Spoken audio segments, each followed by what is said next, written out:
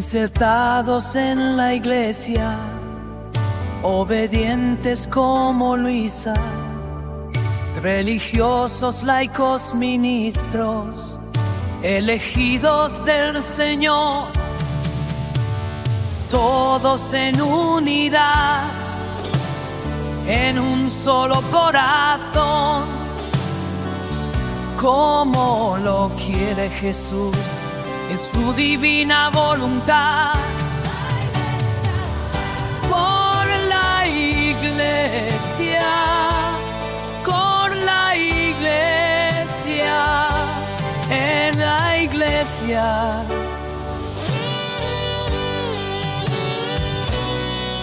Por la iglesia, con la iglesia, en la iglesia, como Luisa Picareta.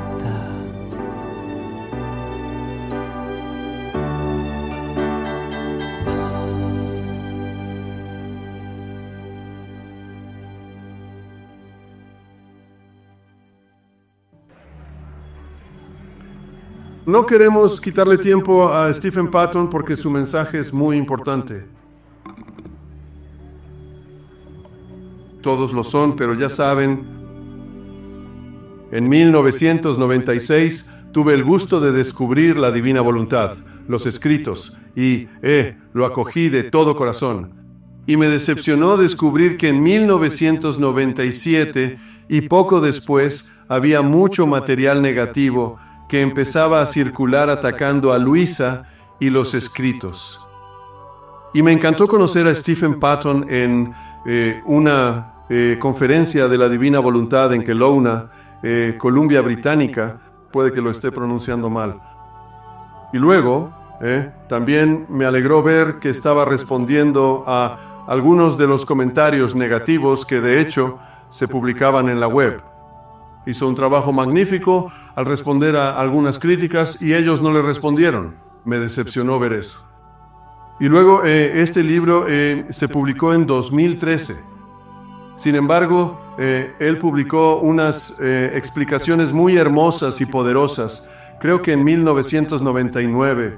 No se vayan ahora, pero cuando se vayan después del evento, este libro está agotado. Sin embargo, ha tenido la amabilidad de conceder las copias de estos que están en la librería.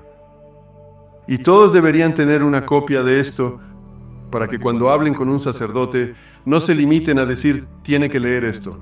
Sin embargo, si están hablando con un sacerdote o con cualquier otra persona que se pregunte si esto es fiel a las enseñanzas de la Iglesia, si leen esto, tendrán una hermosa explicación de la ortodoxia del libro del cielo y la santidad de la santa.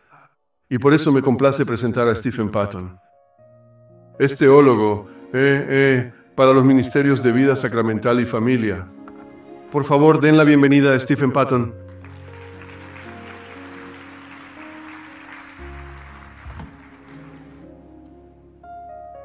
Quisiera decir unas palabras primero en italiano y en español, solo para darles la impresión de que hablo italiano y español, lo cual no es cierto, pero quisiera decir primero en italiano, buongiorno. Buongiorno.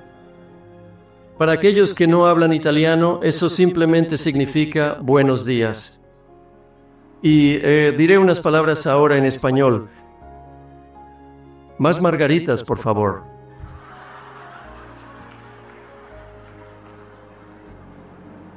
Para los que no hablan español, eso significa Dios los ama.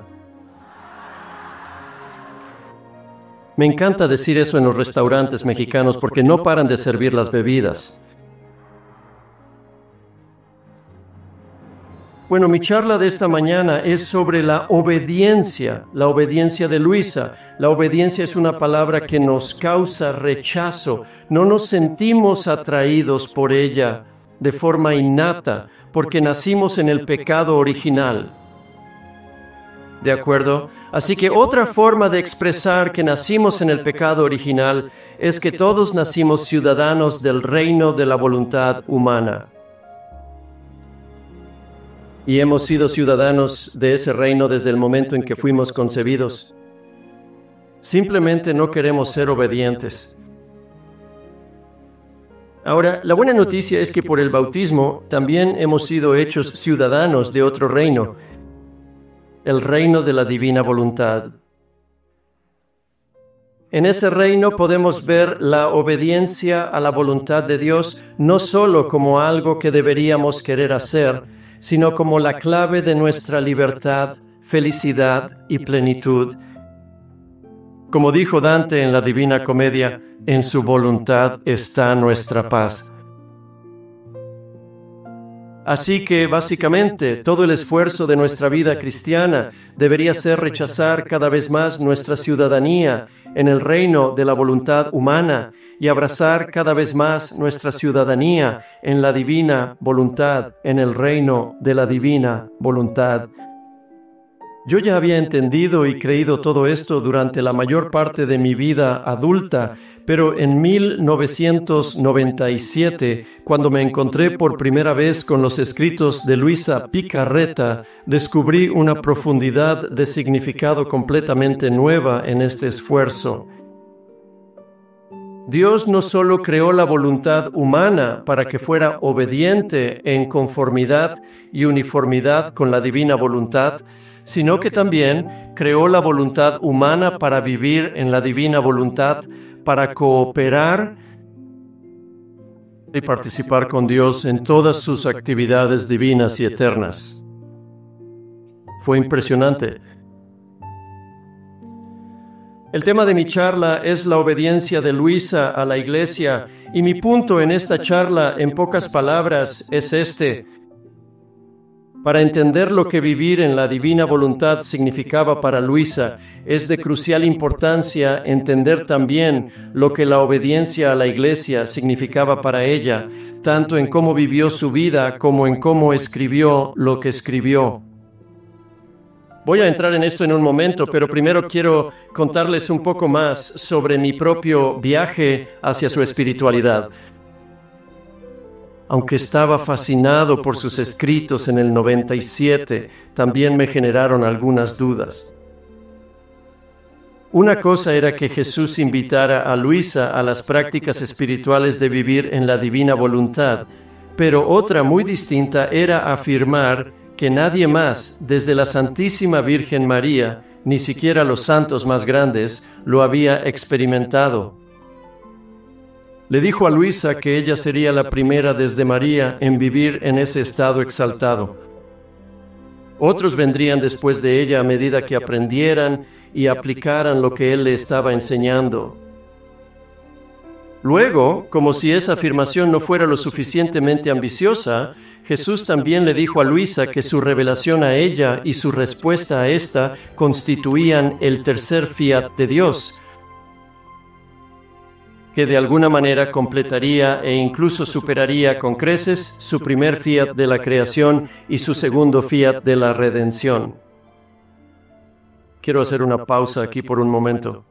Si conocen a personas que tienen preocupaciones y dudas sinceras sobre la espiritualidad de la divina voluntad, no significa necesariamente que sean duros de corazón, que estén apegados a sus voluntades humanas o que no escuchen al Espíritu Santo. Tengan en cuenta que estas son afirmaciones muy grandes, píldoras difíciles de tragar. Así que, para que conste, está perfectamente bien que la gente tenga dudas sobre todo esto. Y les digo esto porque yo mismo tuve esas dudas. En aquel entonces pensaba, ¿cómo podrían estas asombrosas afirmaciones reconciliarse con la Sagrada Escritura y 2000 años de enseñanza católica? ¿Eran los escritos de Luisa realmente de origen divino, después de todo? Bueno, resulta que otros tenían preocupaciones similares. A finales de los 90, 2 sacerdotes estadounidenses publicaron opiniones negativas sobre los escritos de Luisa. A pesar de lo atraído que me sentía por lo que Luisa había escrito, en cierto modo agradecí esta controversia. Había querido ver un análisis teológico profundo, pero no pude encontrar nada, ni nuevo, ni viejo, ni negativo, ni positivo. Así que esto era al menos un punto de partida. Sin embargo, después de estudiar sus opiniones de cerca, pude ver que, aunque tuvieran preocupaciones legítimas como yo, sus argumentos tenían fallas fundamentales. Sus caracterizaciones de los pasajes y temas de Luisa eran parciales o estaban sacadas de contexto, y su descripción de la enseñanza católica aplicable también era selectiva y sesgada. Así que fue cuando el abogado que hay en mí se puso en marcha. Una vez abogado, siempre abogado. Por cierto, soy un abogado en recuperación, se lo haré saber. Así que en 1999 publiqué un estudio del tamaño de un libro titulado La ortodoxia de los escritos de Luisa Picarreta, una respuesta a ciertas objeciones doctrinales. Mostré en detalle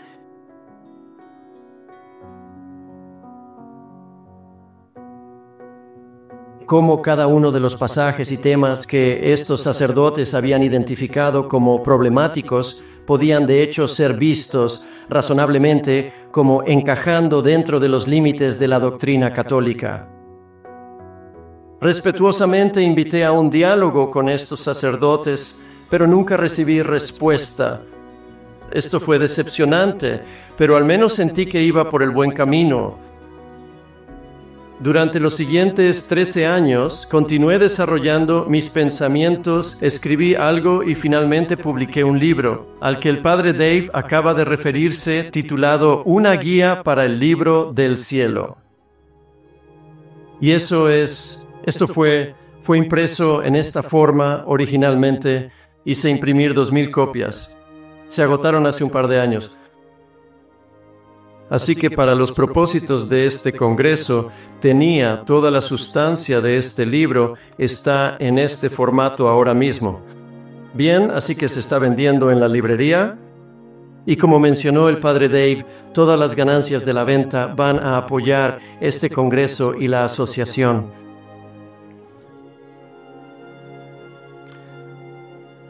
Así que fue en 2013 que publiqué esto. Lo que me impulsó a escribir este libro fue una declaración pública del 1 de noviembre de 2012 del arzobispo Picierri, quien era el arzobispo en ese momento responsable de la causa de Luisa.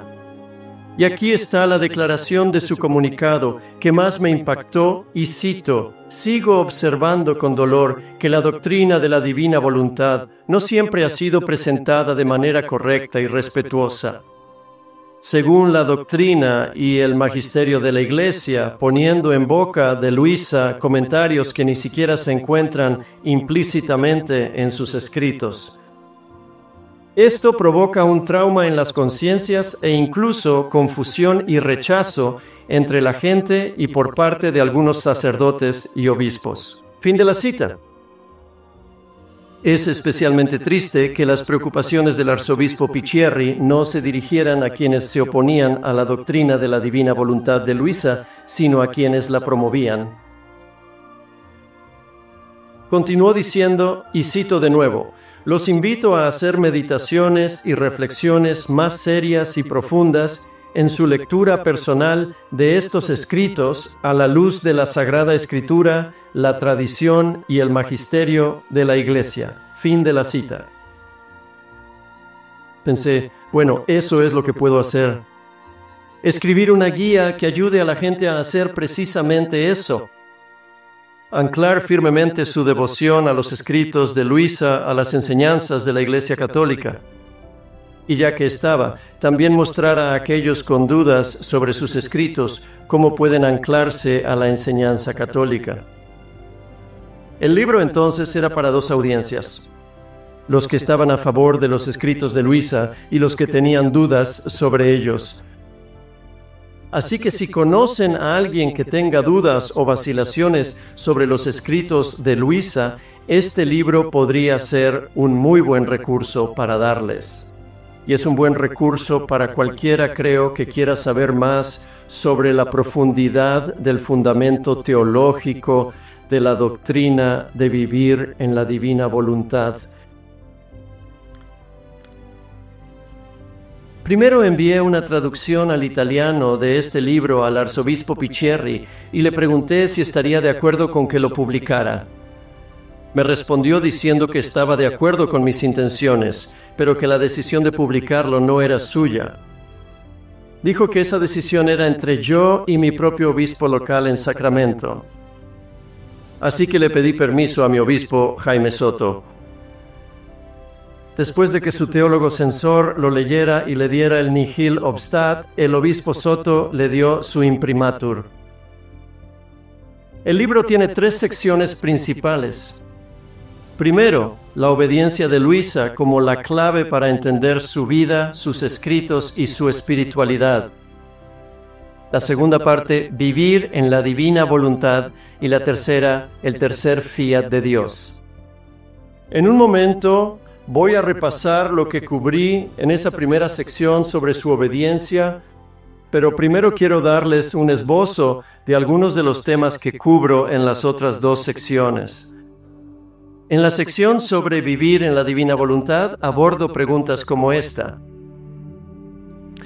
¿Cómo, como simples humanos, podemos participar en el acto original de la creación de Dios? ¿Cómo podemos participar en todos los eventos pasados, presentes y futuros? ¿Cómo se puede distinguir el vivir en la divina voluntad de la santidad tal como ha sido vivida y descrita por los santos? En la sección sobre el tercer fiat de Dios, abordo temas como estos. ¿Cómo distinguir adecuadamente? Y cuando digo adecuadamente, me refiero con precisión teológica, el tercer fiat de Dios de su primer y segundo fiat. ¿Cómo entender adecuadamente el fiat de Luisa como, entre comillas, necesario para la plena realización de la obra de Dios en la creación y la redención? ¿Cómo distinguir el fiat de Luisa como fundamentalmente diferente del fiat de María? ¿Por qué el don de vivir en la divina voluntad no fue concedido en el momento de la encarnación? Y finalmente, ¿cómo acoger este don, respetando al mismo tiempo la santidad de los santos? En fin, eso y mucho más en el libro. Ahora, echemos un vistazo a la obediencia de Luisa. Cuando Luisa era adolescente, aceptó la invitación de Jesús de ser un alma víctima. Sufrió profundamente y con el tiempo sus sufrimientos la confinaron a la cama donde permanecería el resto de su vida. También empezó a caer en estados de semiparálisis y finalmente estos episodios se volvieron totales y parecidos a la muerte. Solo podía salir de esos estados mediante la oración de un sacerdote pronunciada en su presencia. Por desgracia, muchos de los sacerdotes locales la consideraban una molestia y eran reacios a acudir en su ayuda. Como consecuencia, a veces permanecía en este estado agónico y paralizado durante días. Peor aún, a menudo, cuando un sacerdote finalmente acudía, la regañaba por ser una molestia. Luisa sufrió intensamente por las incomprensiones de estos sacerdotes y rezó a Jesús para que estos sacerdotes no tuvieran que venir a reanimarla. Pero Jesús no solo se negó, sino que parece haber querido que toda la esfera de sus sufrimientos místicos estuviera sujeta a la autoridad de los sacerdotes, aunque la mayoría de ellos no consideraba que sus sufrimientos fueran auténticos. Finalmente el arzobispo se enteró de lo que estaba sucediendo y delegó al padre Michele de Benedictis para que fuera su confesor especial. Este sacerdote reconoció inmediatamente la autenticidad de sus sufrimientos y empezó a verla a diario. En cuanto supo que ella se había ofrecido a Jesús como víctima, le ordenó que no aceptara más sufrimientos sin su permiso. Los diarios de Luisa muestran que ella entendió esto y cada directriz del padre Benedictus y las directrices de todos los demás sacerdotes que la cuidaron después de él como una voz de autoridad por encima de lo que Jesús le decía en sus comunicaciones íntimas con ella. Este es un punto de crucial importancia. Luisa registró que el propio Jesús insistió repetidamente en su santa obediencia a estos sacerdotes. Y hay episodios en los que él la ponía a prueba en esto. La invitaba a compartir sus sufrimientos y aunque ella lo deseaba ardientemente, se negaba porque eso era lo que el padre Benedictus le había ordenado. No fue hasta que este sacerdote finalmente le dio permiso a Luisa para reanudar el estado de alma víctima que ella volvió a aceptar las invitaciones de Jesús. Así que desde el principio de la extraordinaria experiencia de Luisa como alma víctima, fue consciente de que Dios quería que estuviera sujeta a la legítima autoridad de la Iglesia. Ahora aquí es donde las cosas se ponen interesantes. Jesús quería que la misma actitud de sumisión, total y santa obediencia de Luisa a la Iglesia se extendiera a su experiencia como escritora. Para empezar, Luisa deja claro desde la primera línea de su diario espiritual de 36 volúmenes que solo escribió por obediencia a los sacerdotes asignados a su cuidado. Anotaciones como esta: haría cualquier cosa para no tener que referirme a mí misma en el papel, se encuentran a lo largo de su diario.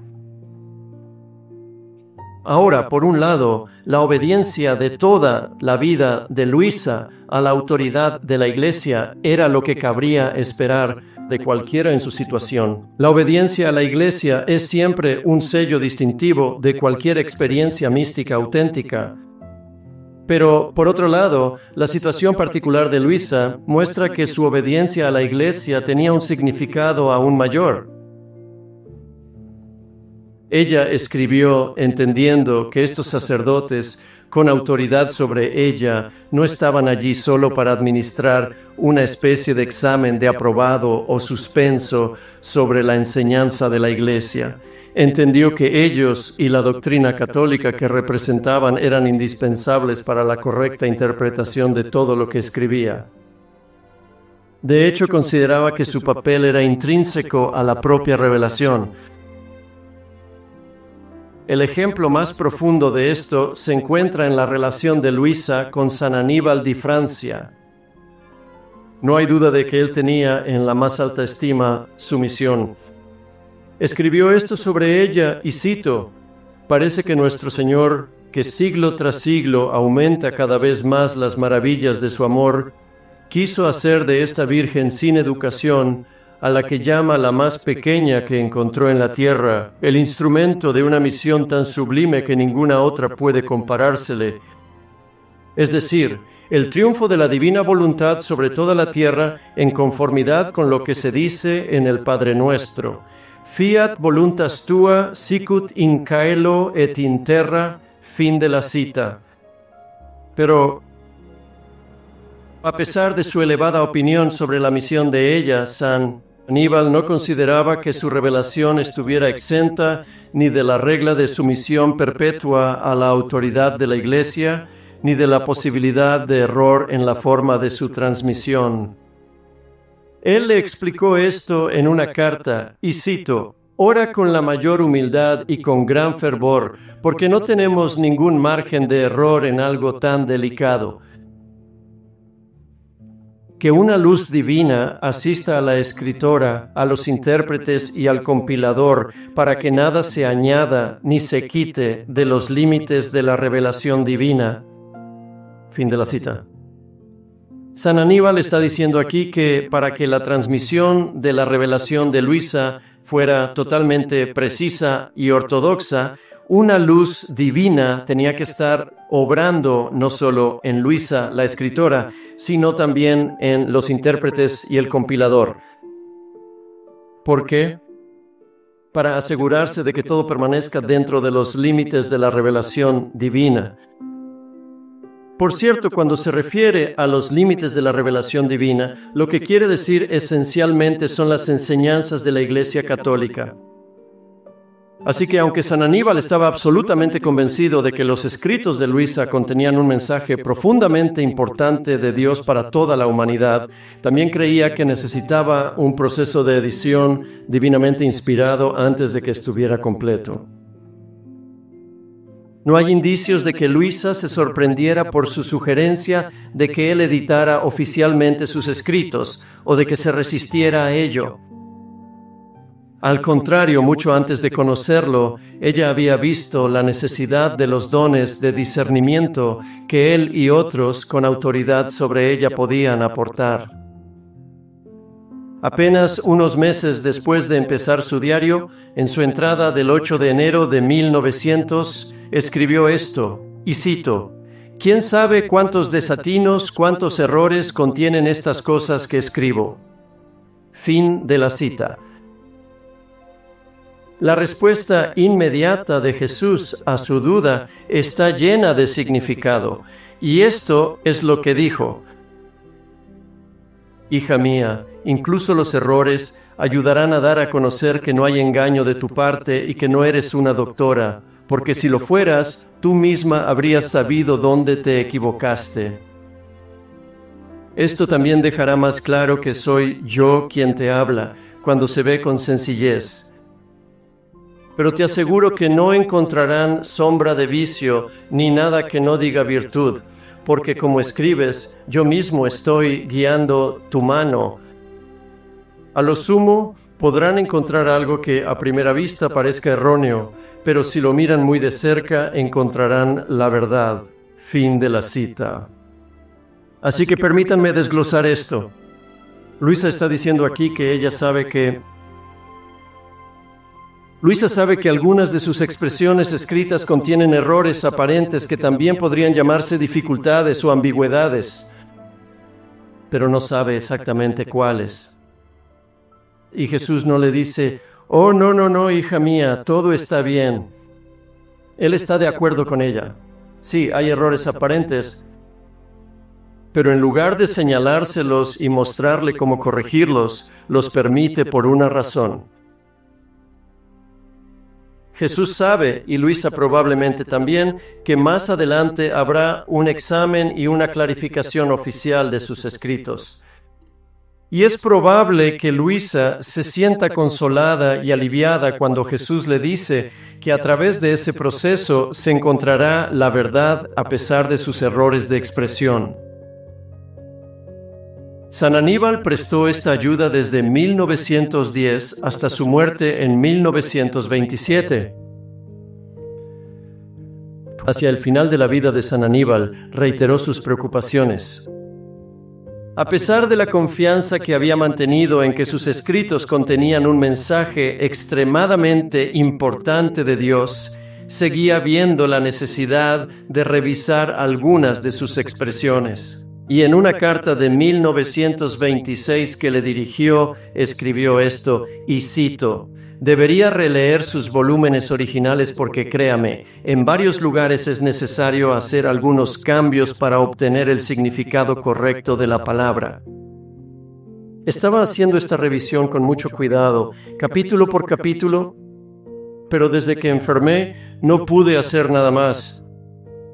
Sin embargo, es un trabajo necesario.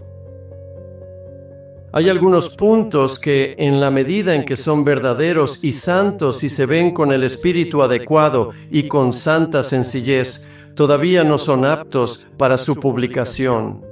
O mejor dicho, si hubiera añadido la palabra aún no son aptos para su publicación.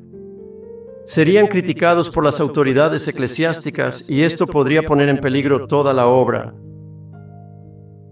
Fin de la cita. San Aníbal no identifica los problemas que había visto ni los cambios que creía que debían hacerse, pero claramente creía que hasta que esos cambios pudieran hacerse, sus escritos, al menos en parte, eran, cito, no aptos para su publicación.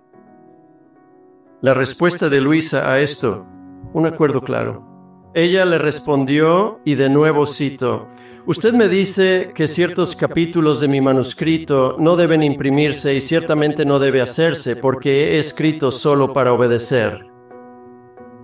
Me gustaría que ni siquiera dejara que se copiaran. Marcándolos con la señal de la cruz o con 2 guiones, indicando a quienes hacen las copias que omitan donde se encuentran esas marcas, ya que lo que debe interesarle es dar a conocer la voluntad de Dios y el gran bien que nos viene por hacerlo. Todo lo demás, especialmente lo que me concierne, debe dejarlo a un lado. Fin de la cita. Así que, viendo su vida en conjunto, había un doble sentido en la total sumisión y obediencia de Luisa a la Iglesia. No solo era ella misma completa y absolutamente sumisa, obediente y confiada en la autoridad de la Iglesia, sino que también sometió todo lo que escribió con completa, absoluta y confiada obediencia a la autoridad editorial e interpretativa de la Iglesia. Luisa y de su rol oficial, ordenado e inspirado por Dios como su editor, fue explícitamente confirmado por Jesús.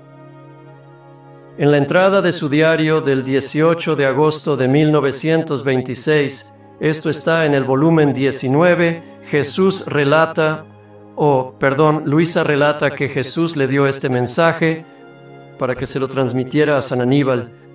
Así que Jesús le está diciendo esto a San Aníbal: Hijo mío, la tarea que te he encomendado es grande, y por lo tanto es necesario que te dé mucha luz para que entiendas claramente lo que he revelado. Porque en la medida en que se exponen con claridad, en esa medida producirán sus efectos. Fin de la cita. Este es un pasaje de inmensa importancia. Jesús o Luisa ya sabía que sus volúmenes debían ser editados por aquellos con autoridad eclesial oficial. Pero en este pasaje Jesús lo lleva un paso más allá. Él dice que los efectos que había previsto en lo que le reveló, es decir, la venida del reino de su divina voluntad, solo se producirían realmente en la medida en que San Aníbal y otros oficiales de la Iglesia después de él expusieran sus escritos con claridad. Dejen que eso cale hondo, lo inmensamente importante que es. Así que permítanme resumir lo que la obediencia de Luisa a Jesús y a su cuerpo, la Iglesia, significó para ella, y luego veremos lo que significa para nosotros. Luisa creía que Jesús le hablaba y la dirigía de 2 maneras: por lo que le decía directamente a ella a través de sus revelaciones privadas y por lo que le decía a través de los ministros de su Iglesia. Y Jesús le dejó claro a través de ambos medios que lo que le decía a través de sus ministros tenía una autoridad superior a lo que le decía directamente en su revelación privada. Ahora, esto no significa que ella percibiera estos 2 medios de comunicación, lo que Jesús le decía directamente y lo que le decía a través de sus sacerdotes, como si estuvieran en algún tipo de conflicto o competencia. No, ella los veía en una relación complementaria. Luisa sabía que en realidad era un solo Jesús el que le hablaba, pero su única voz le llegaba a través de un proceso que involucraba 2 aspectos o formas, una interna y otra externa. Es como mi única voz de Steve Patton hablándoles ahora, tiene 2 aspectos. Primero, están los sonidos internos que provienen de mis pulmones mientras empujan el aire a través de mis cuerdas vocales. Y luego, en segundo lugar, viene la forma externa, y esa es mi lengua, mis dientes, mis labios, que proporcionan a esos sonidos internos forma y estructura. Así que tengo una sola voz, pero se compone de 2 aspectos distintos e interdependientes. Para Luisa, la forma interna, o cuerda vocal, por así decirlo, era lo que Jesús le dijo en su revelación mística. Ella entonces, inmediata y obedientemente, sometió sus comunicaciones internas a la forma externa, la lengua, los dientes y los labios, por así decirlo, que era Jesús hablándole a través de su autoridad eclesiástica oficial, sus representantes y su enseñanza. Ella sabía que lo que Jesús le dijo a través de esa forma externa jugaría un papel crucialmente importante para proporcionar una estructura firmemente católica a lo que Él le dijo a través de la forma interna. Solo de esa manera, en 2 pasos, sus escritos serían claramente entendidos y alcanzarían plenamente su efecto deseado. Desafortunadamente, también hay un posible resultado negativo en este proceso. Si esa forma externa de una interpretación católica clara y autorizada no se proporciona a los escritos de Luisa, existe la posibilidad de que no solo no produzcan su efecto deseado, sino que incluso podrían producir un efecto no deseado. Y eso, lamento decirlo, es exactamente lo que hemos tenido ocasionalmente, los problemas que hemos tenido, desde que los escritos de Luisa comenzaron a circular ampliamente en las últimas décadas. Algunas personas, aunque hayan estado llenas de entusiasmo por promover la divina voluntad, no han sido igualmente cuidadosas en asegurarse de que lo que dicen y enseñan corresponda plenamente con la enseñanza católica. Y esto ha llevado a la confusión, la división y el rechazo. Esta es también la razón por la que, a partir de la década de 1990, cada arzobispo responsable de la causa de Luisa ha emitido declaraciones públicas expresando preocupaciones, precauciones y advertencias en este sentido. Esto ha incluido al arzobispo Casati, al arzobispo Picchieri y más recientemente al actual ordinario, el arzobispo D'Ascenso. Ahora, antes de pasar a lo que la obediencia de Luisa significa para nosotros ahora, quiero enfatizar una cosa. Nada de lo que acabo de decir debería disminuir nuestro amor por Luisa o por las maravillas que encontramos en sus escritos. Es solo que nosotros, como ella, debemos conformar cuidadosamente lo que encontramos en sus escritos a lo que la Iglesia enseña. En su comunicación del 20 de marzo de 2020, el arzobispo D'Ascenso escribió esto sobre nuestra necesidad de someter todo a la enseñanza de la Iglesia. Y de nuevo, cito: la amorosa adhesión a la vida y enseñanza de la Iglesia, o la amorosa adhesión a la vida y enseñanza de la Iglesia manifestada en las indicaciones de sus pastores, no es un límite, sino una garantía. Solo de esta manera, lo que fue donado a la sierva de Dios, Luisa Picarreta, puede dar el fruto de su siat fiat, como a ella le gustaba decir. Ahora me gustaría relacionar todo esto con el estado actual de la causa de Luisa y cómo debemos responder en consecuencia. El 10 de agosto de 2024, el postulador de la causa de beatificación de Luisa, Monseñor Paolo Ricci, emitió una declaración formal que relataba un evento de enorme importancia que acababa de tener lugar en su causa. Comenzó resumiendo lo que había sucedido en los últimos años. En 2019, el Dicasterio para la Doctrina de la Fe del Vaticano señaló que los escritos de Luisa contenían algunas ambigüedades. Y de nuevo, esto no nos sorprende si se observan de cerca los escritos de Luisa. El DDF concluyó que estos escritos contienen algunas ambigüedades que, y cito la carta de Monseñor Ricci, si bien no son errores doctrinales en sí mismos, requieren una evaluación más profunda con el apoyo de un teólogo experto en mística. Las respuestas aclaratorias de la postulación permitieron al Dicasterio para la Doctrina de la Fe concluir que en los escritos y el pensamiento de la sierva de Dios, Luisa, no hay declaraciones que estén flagrantemente en contraste con la doctrina de la Iglesia. Así, en junio de 2024, el Dicasterio para la Doctrina de la Fe emitió el Nihil Obstat para la reanudación de la causa. Fin de la cita. Así que, en pocas palabras, el Vaticano había expresado su preocupación por las ambigüedades en los escritos de Luisa, tal como San Aníbal lo había hecho 100 años antes.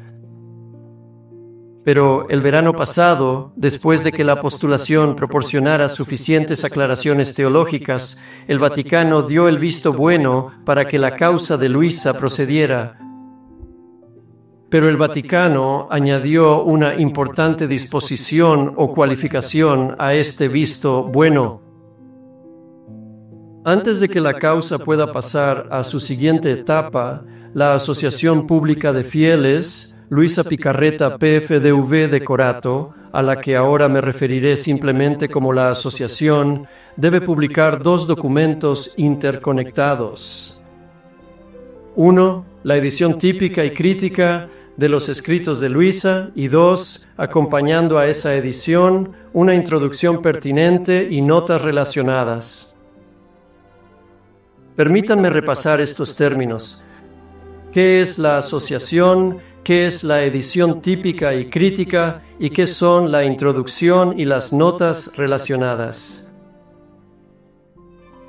La asociación, ubicada en Corato, donde vivió Luisa, es una organización eclesial oficial dirigida bajo la supervisión del arzobispo de Trani Barletta Biseglie. Su propósito es proporcionar apoyo, información, armonía y unidad a individuos, grupos y asociaciones de todo el mundo que difunden la espiritualidad, el pensamiento y los escritos de Luisa. La edición típica y crítica de los escritos de Luisa, cuando se publique, será la única traducción oficial y autorizada de sus escritos en el mundo. Corrige todas las dificultades ortográficas de sus escritos. Ahora, por dificultades ortográficas, nos referimos a todo lo relacionado con las formas de expresión escrita de Luisa, a veces limitadas o defectuosas. Esta edición es el resultado de casi 5 años de trabajo difícil y complejo por parte de un equipo de expertos organizado por la asociación. Cuando se publique, será el texto definitivo y sustituirá a todas las demás traducciones. La introducción oficial y las notas relacionadas que deben acompañar a la edición típica y crítica son de naturaleza teológica.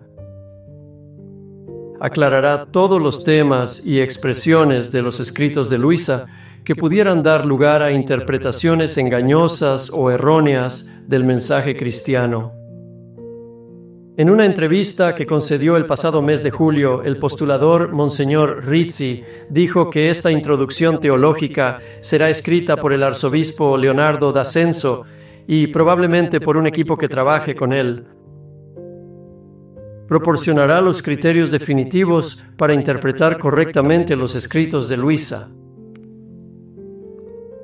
Antes de continuar, me gustaría que apreciaran que todos los que trabajan en la preparación de estos 2 documentos tan importantes, la edición típica y crítica, así como la introducción teológica y las notas relacionadas, son herederos espirituales de las gracias concedidas a San Aníbal hace 100 años.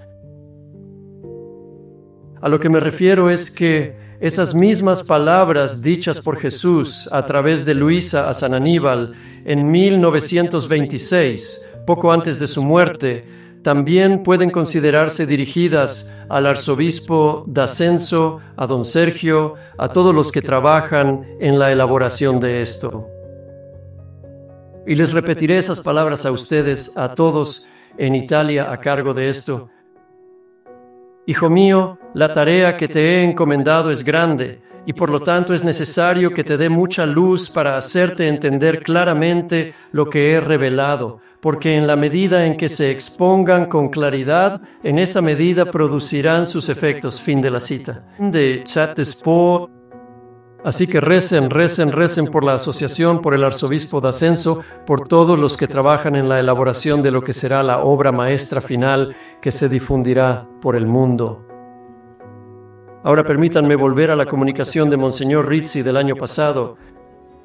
Él escribe que cuando la edición típica y crítica y la introducción y notas relacionadas que la acompañan estén terminadas, serán publicadas por la asociación bajo la supervisión del arzobispo de Trani Barletta Bisegli.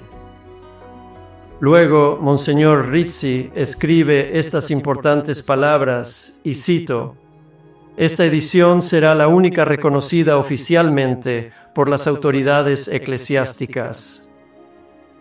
Todos los grupos de la Divina Voluntad tendrán que referirse a ella para corregir formas dañinas de espiritualidad extendidas en algunos grupos y provocadas por una lectura distorsionada de los escritos de la sierva de Dios. Ahora permítanme añadir rápidamente dos cosas que lo que acabo de leer no significa. No significa que cualquier traducción que estén leyendo actualmente sea necesariamente un problema. Siempre y cuando se aseguren siempre de que se adhieren fiel y estrechamente a la enseñanza de la Iglesia Católica, estarán bien. Lo que dice tampoco significa que cuando esta edición típica y crítica se publique, todos tendrán que desechar o dejar de leer sus traducciones anteriores. Solo significa que en el futuro, esta nueva edición oficial será la única reconocida oficialmente por la Iglesia, lo que significa que los grupos de la Divina Voluntad pueden confiar en ella con total confianza. La esperanza es que con el tiempo, a medida que todos en el mundo obtengan y consulten esta edición y su introducción, sirva como un medio y un signo de unidad en la Divina Voluntad. Referirse solo a ella será también una forma de obediencia a la Iglesia, en línea con cómo Luisa habría querido que se leyeran sus escritos. En su declaración, Monseñor Rizzi también aborda el asunto de convertirse en miembros de la asociación. Ha habido un malentendido reciente al respecto, así que es importante aclarar lo que quiso decir.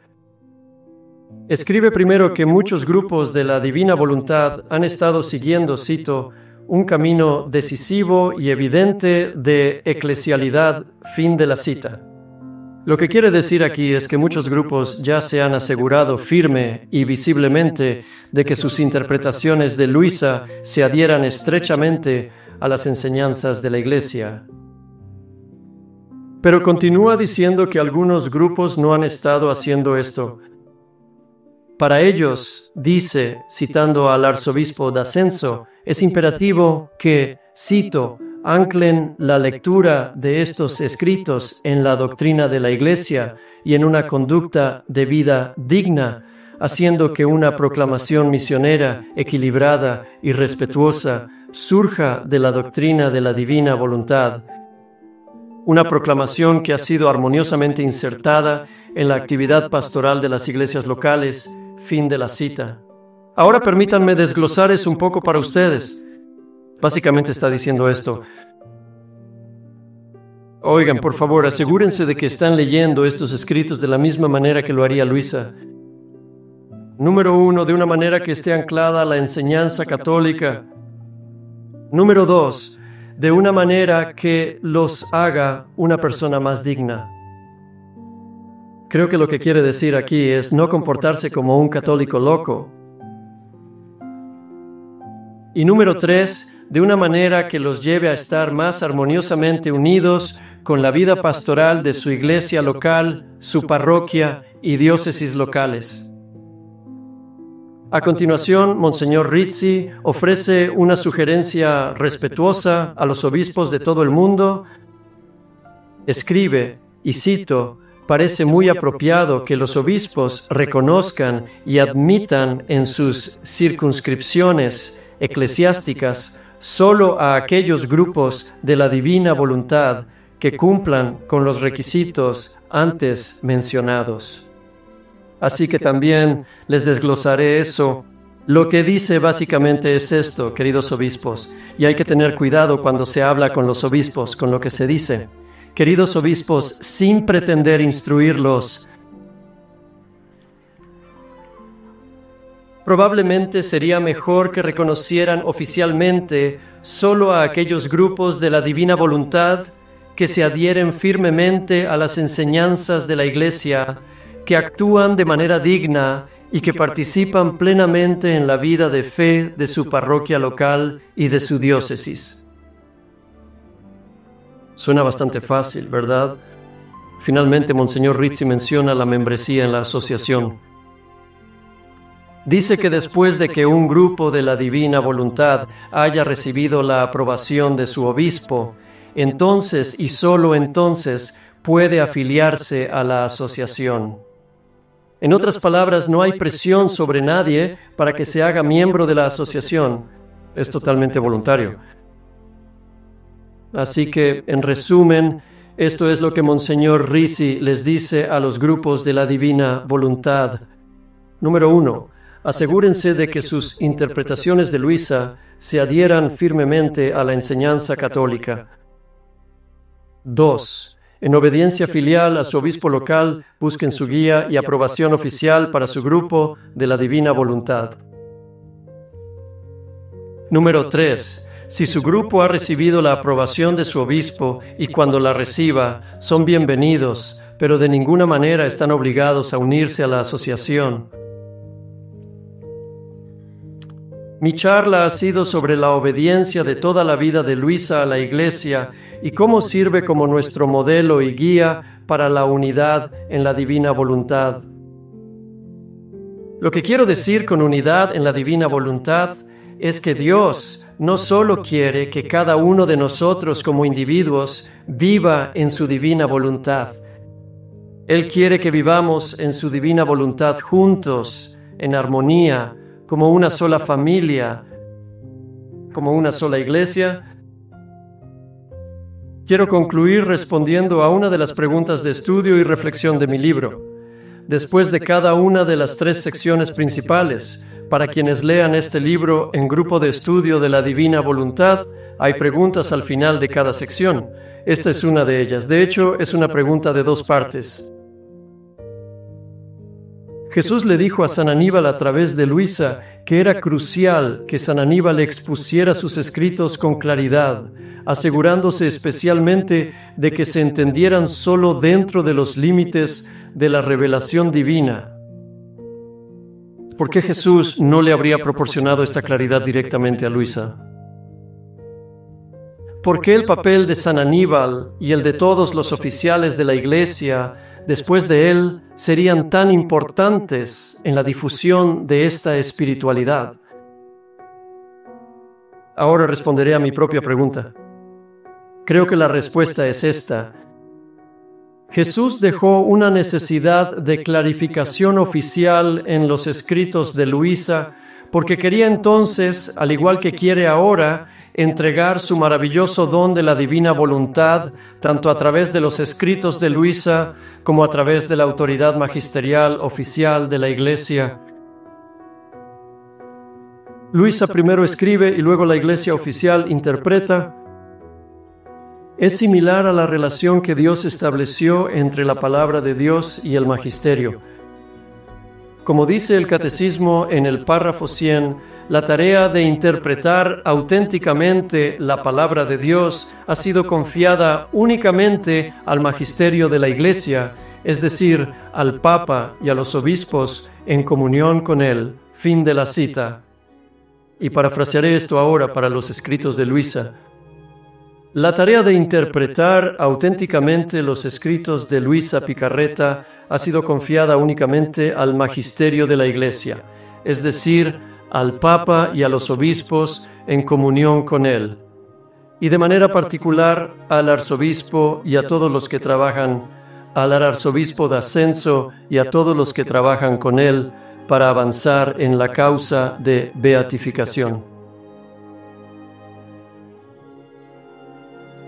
Ahora estamos en un periodo de espera para que la asociación, en nombre de la Iglesia, publique la edición típica y crítica oficial de los escritos de Luisa y, junto con ella, la introducción teológica oficial y las notas relacionadas. Cuando finalmente se publique, la adhesión universal a ella servirá como fuente de claridad y unidad para todos aquellos que deseen vivir en la divina voluntad. Hasta que se publique, podemos y debemos seguir luchando por la unidad de cualquier otra forma que podamos. Podemos hacerlo asegurándonos de que todos y cada uno de nosotros, juntos, conformemos firme y visiblemente nuestras interpretaciones de los escritos de Luisa a las enseñanzas de la Iglesia Católica. También podemos luchar por la unidad asociando formalmente nuestros grupos de la divina voluntad en obediencia filial a nuestros obispos locales. Después de hacer esto, si su grupo se siente movido a ello, también puede buscar la afiliación con la asociación Encorato. Al hacer esto juntos, como dijo el arzobispo Picierri hace algunos años, cito, haremos visible cada vez más la gran familia de la divina voluntad establecida en el vínculo de la unidad. Gracias.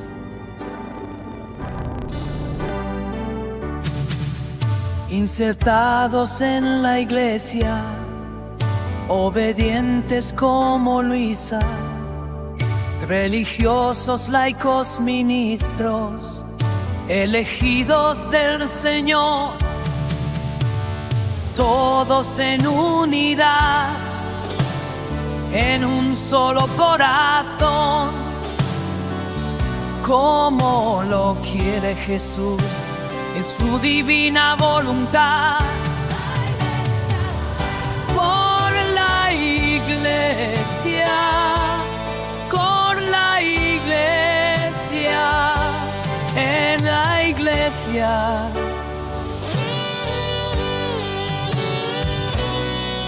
Por la Iglesia, con la Iglesia, en la Iglesia, como Luisa Picaret.